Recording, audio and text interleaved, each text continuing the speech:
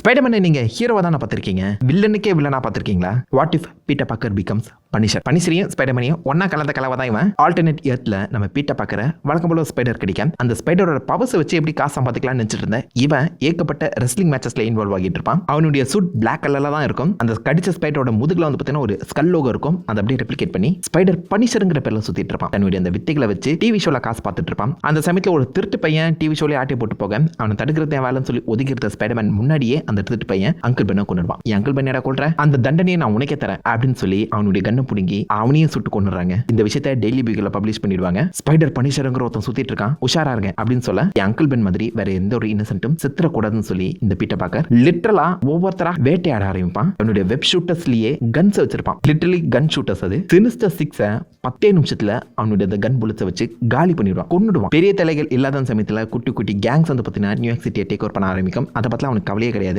Gwen ஸ்டேஸை தேடி பிடிச்சி காதலிக்க பீட்டர் பார்க்கரோட ஐடென்டிட்டி தெரிஞ்சுக்கிட்டு கிரீன் காப்ளின் குவென் ஸ்டேஸை கொல்ல வர என் செல்லத்து மேலையா கையை வைக்கிறேன்னு சொல்லி கிரீன் காப்ளினுமே கொண்டுட்டு ஸ்பைடர்மேனா இருக்கனால தான் பிரச்சனை என்ன தேடி வருது, நான் ஸ்பைடர்மேனாவே இருக்க போறதில்ல அப்படின்னு அந்த ட்ரெஸ்ஸை கட்டி குப்பையில போட்டுட்டு போயிடுவாங்க. தான் வாழ்க்கை தான் முக்கியம் நினைச்சு Spiderman with great power come great ரெஸ்பான்சிபிலிட்டிங்கிற அந்த மாட்டவே மறந்துடுவான். குட்டி கேங்ல அடிபட்டு செத்த தன்னுடைய ஃபேமிலிக்கு அவெஞ்ச் பண்றதுக்காக அந்த ஸ்பைடர்மேனோட சூட்டை பிராங்க் கேசல் எடுக்கிற மாதிரி கதை முடிஞ்சிருக்கும். இந்த நோக்கில் பாலிசி மட்டும் இல்லைன்னு வச்சுக்கோங்களேன், உண்மையிலேயே ஸ்பைடர்மேன் தாண்டா வில்லனுக்கே வில்ல.